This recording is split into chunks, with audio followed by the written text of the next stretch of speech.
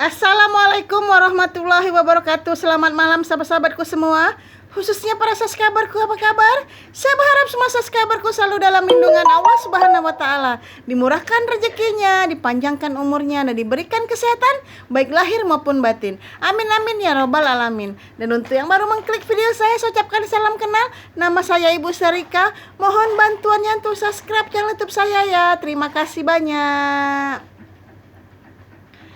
Malam ini saya ingin membawakan sebuah cerita mistis yang berasal dari salah satu subscriber saya, di mana dia menceritakan kepada saya kalau dia mengalami cerita mistis pada saat dia dinas malam.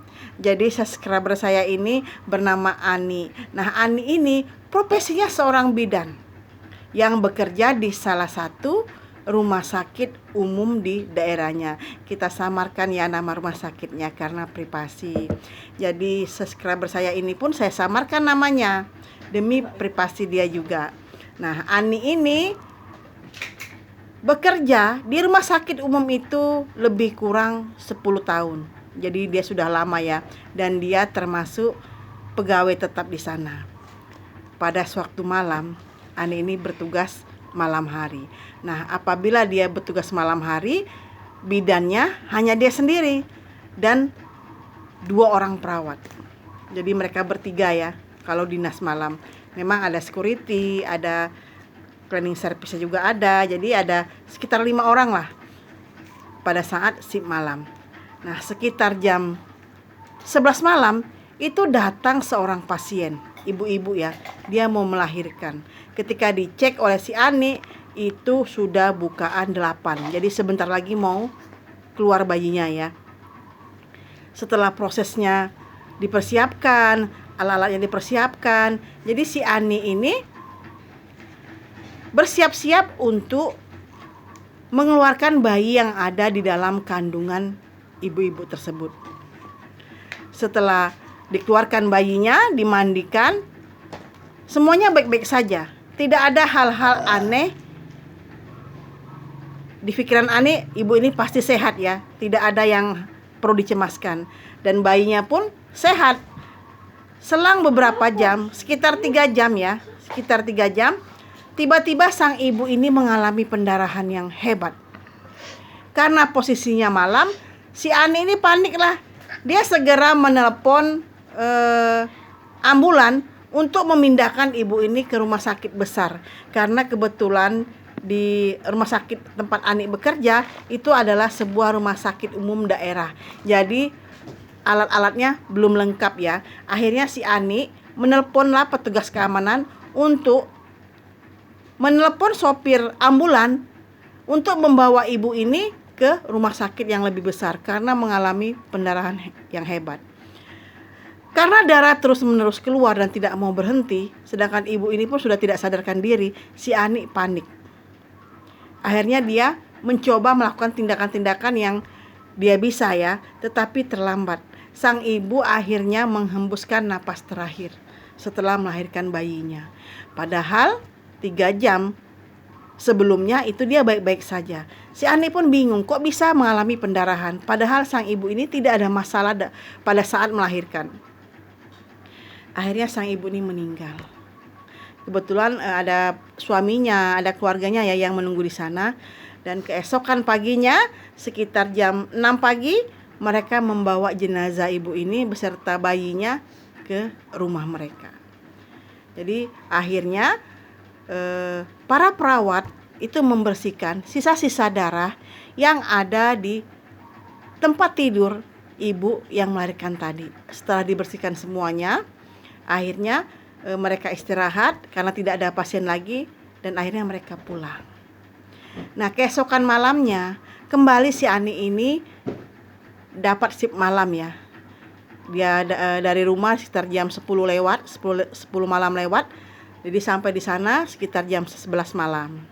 Nah, tepat jam 1:30 malam si Ani ini ingin ke kamar mandi. Jadi ketika dia ke kamar mandi, dia merasa seperti ada yang orang di dalam kamar mandi, seperti berisi bunyi air gitu ya. Tetapi setelah dia lihat, itu tidak ada orang sama sekali. Akhirnya si Ani langsung masuk kamar mandi dan keluar dengan tergesa-gesa karena dia merasa ada orang di dalam kamar mandi tersebut.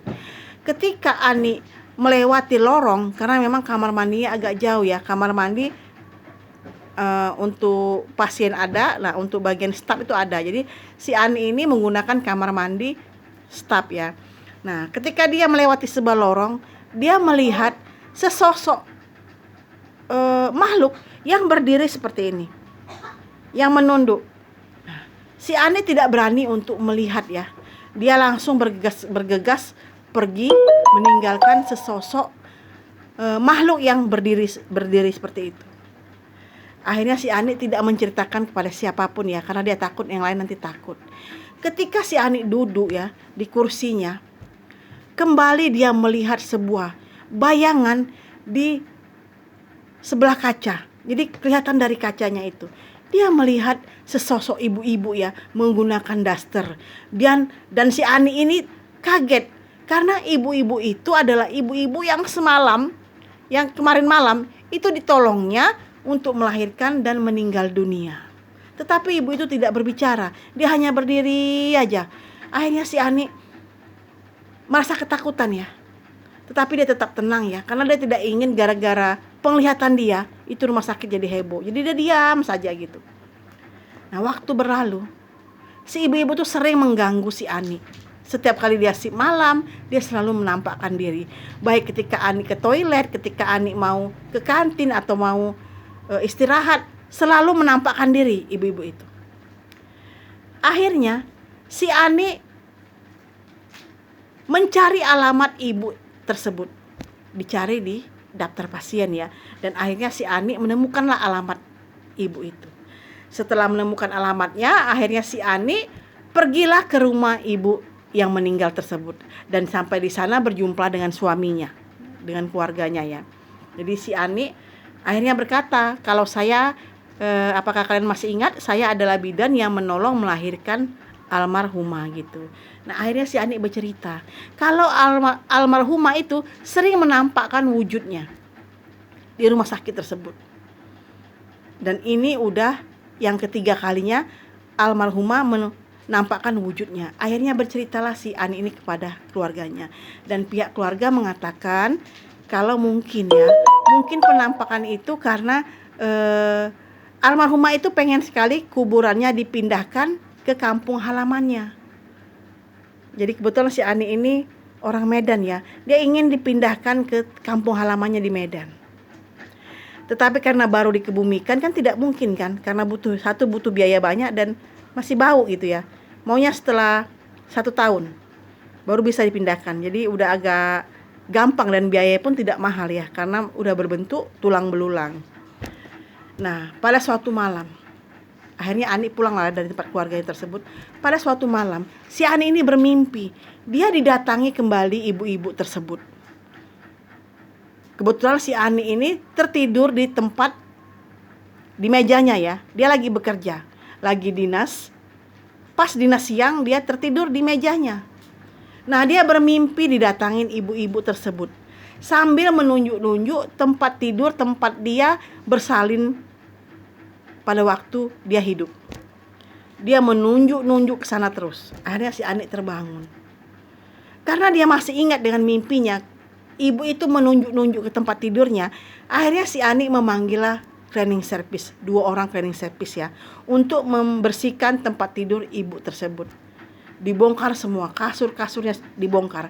Ketika dibongkar, ternyata ada segumpal daging yang masih melekat di tempat tidur tersebut dan itu udah kering.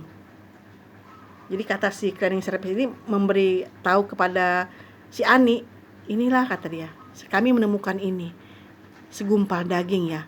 Pasti ini daging ibu itu. Apakah ini yang dimaksud ibu itu sehingga dia datang terus ke mimpinya Ani. Akhirnya Ani menyimpanlah daging itu dengan tujuan besok harinya dia akan mendatangi pihak keluarga untuk menyerahkan daging tersebut.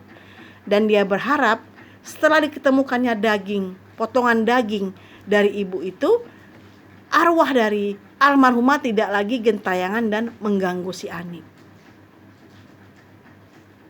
Jadi setelah Ani mengembalikan daging tersebut dan dengan pihak keluarga, sama pihak keluarga dikuburkan ya di makamnya gitu. Dan akhirnya almarhumah tidak lagi gentayangan dan mengganggu Ani maupun keluarganya. Ternyata keluarganya pun diganggu oleh almarhumah, sering menampakkan diri. Karena tadi ya dia ingin dikebumikan di kampung halamannya gitu. Nah akhirnya si Ani ziarah ke makam almarhumah dan berkata bahwa dia minta tolong jangan didatangi lagi. Karena Ani merasa tidak nyaman, Ani merasa ketakutan karena sering didatangi arwah almarhumah. Kata si Ani berkata, saya sudah mengembalikan potongan daging yang kamu minta.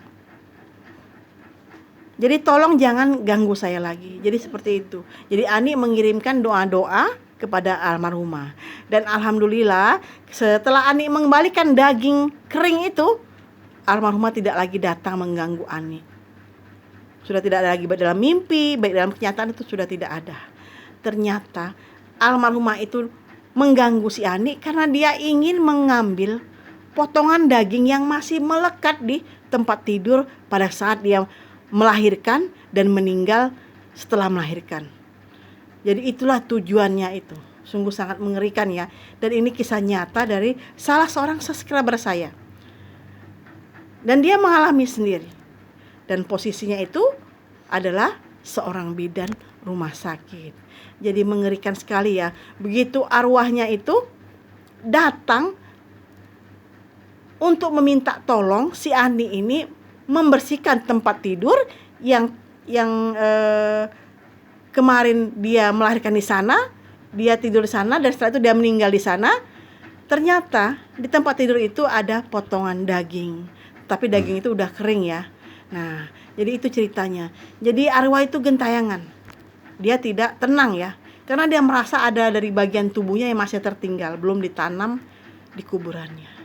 Jadi merinding juga saya mendengarnya ya, karena memang ini kisah nyata ya. Makanya kalau kita mau jadi bidan, mau jadi dokter, memang kita harus nyali kita harus kuat kali ya, karena kita